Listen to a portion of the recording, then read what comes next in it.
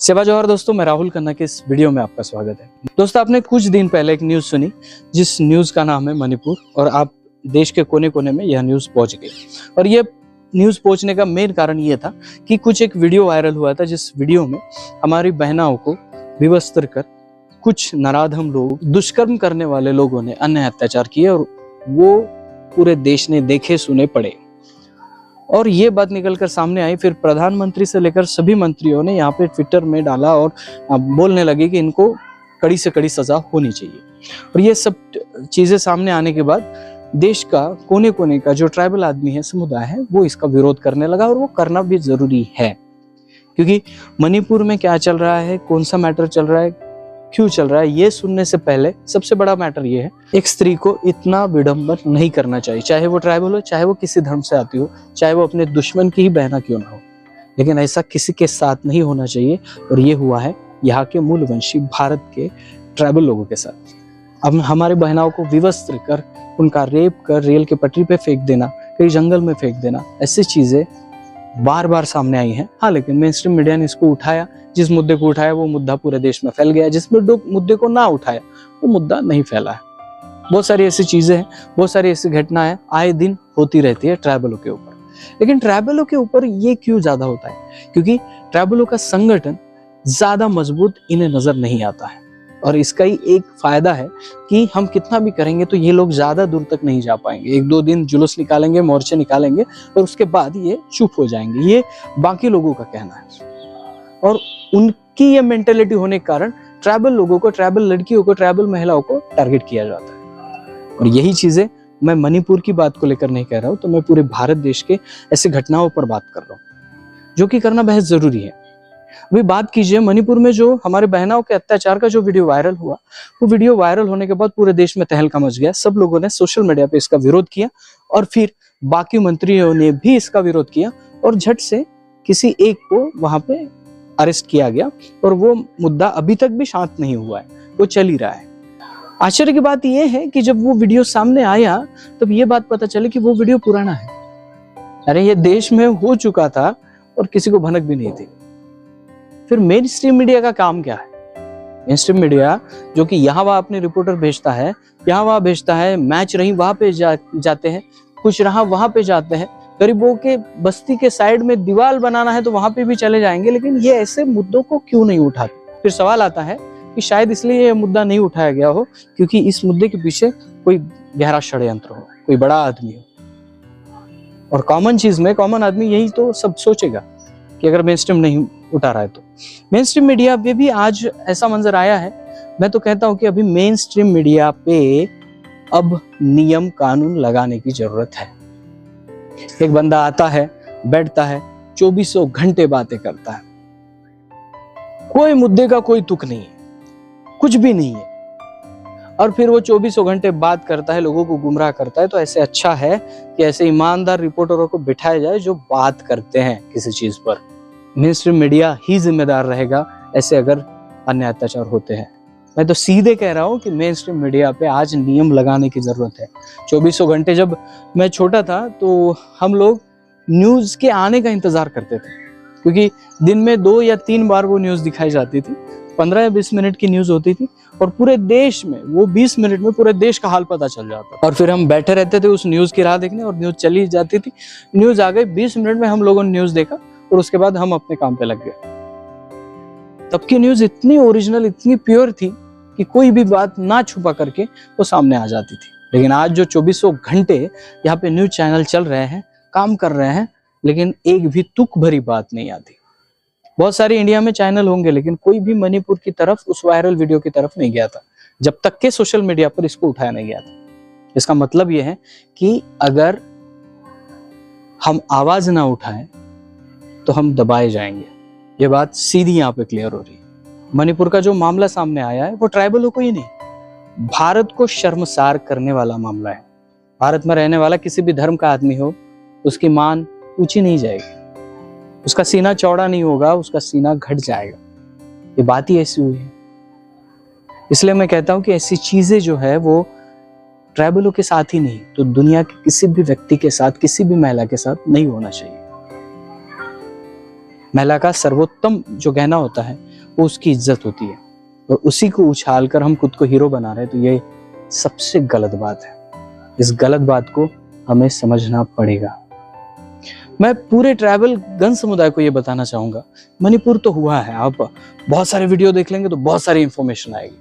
ये वीडियो बनाने का रीजन क्या है? ये वीडियो बनाने का रीजन ये है कि अभी कुछ दिनों में वर्ल्ड इंडिजिनस पीपल डे आ रहा है 2023, जो कि पूरी दुनिया भर में ट्राइबल लोगों के द्वारा मनाया जाता है।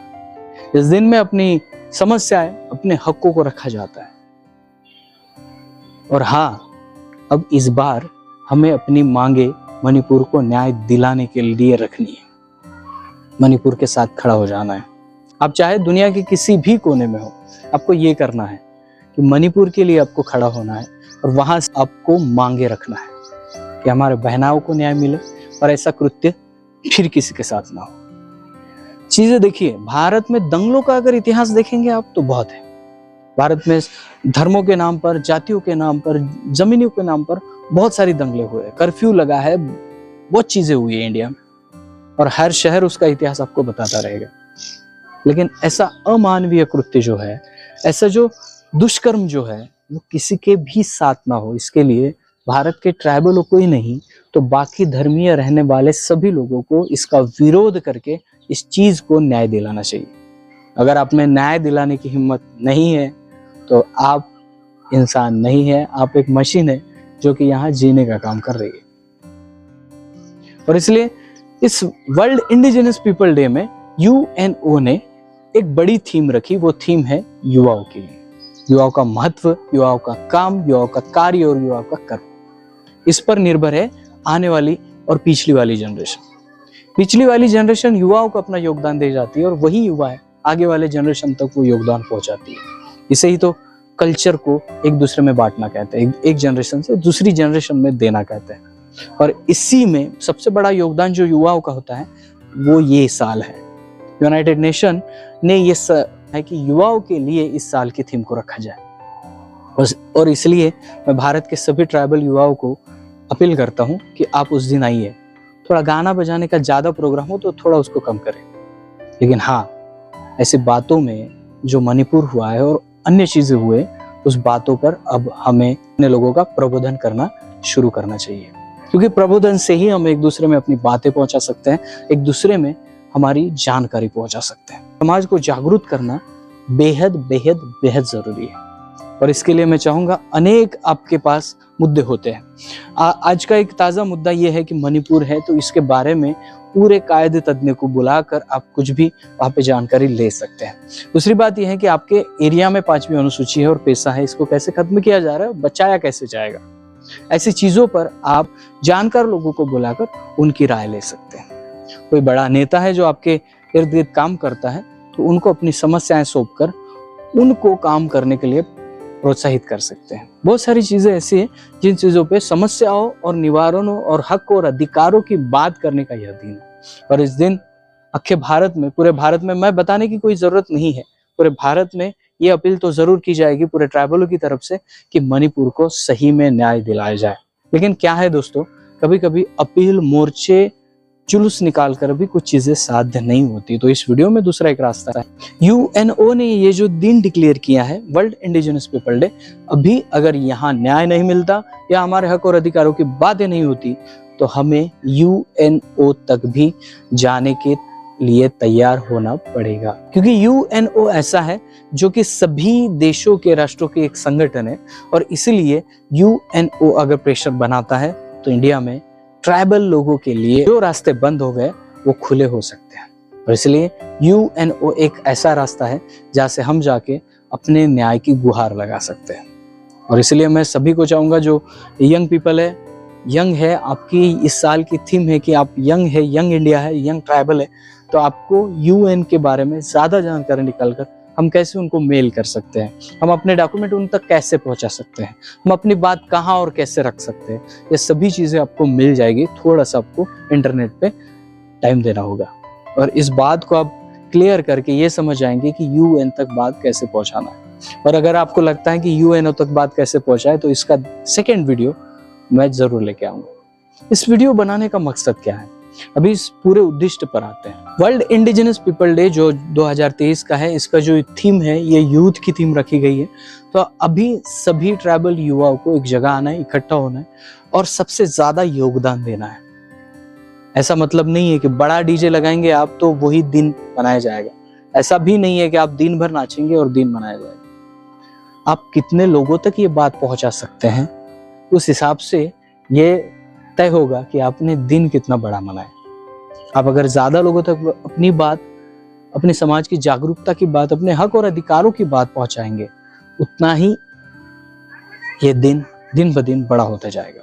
इसलिए युवाओं का क्या सहभाग है और युवाओं का क्या संबंध है, युवाओं का क्या कार्य है, युवा कितने महत्वपूर्ण होते हैं, ये इस साल बताने का काम है। और इसलिए इस वर्ल्ड इंडिजिनस डे पर आप अगर 4 लोग हैं फिर भी मनाएं, आप अगर 40 है तो फिर भी मनाएं, आप 400 है फिर भी मनाएं, और आप 4000 और 4 लाख भी हैं तो फिर भी इस दिन को आपको मनाना है। मैं अलाइव ब्रिज चैनल और पूरे ट्राइबल गण समुदाय की तरफ से मणिपुर में जो भी हुआ है उसका मैं विरोध करता हूं, और आने वाले वर्ल्ड इंडिजिनस पीपल डे पर हम अपनी तरफ से देश के कोने कोने से गवर्नमेंट से ये मांग रखेंगे, मणिपुर में जो भी दुष्कर्म हुए है उसका सही फैसला हो, सही न्याय मिले हमारी बहना को। मिलते हैं अगली वीडियो अगले टॉपिक के साथ। तब तक के लिए जय सेवा, जय जोहार, जय आदिवासी, जय गोंडवाना, जय भीम।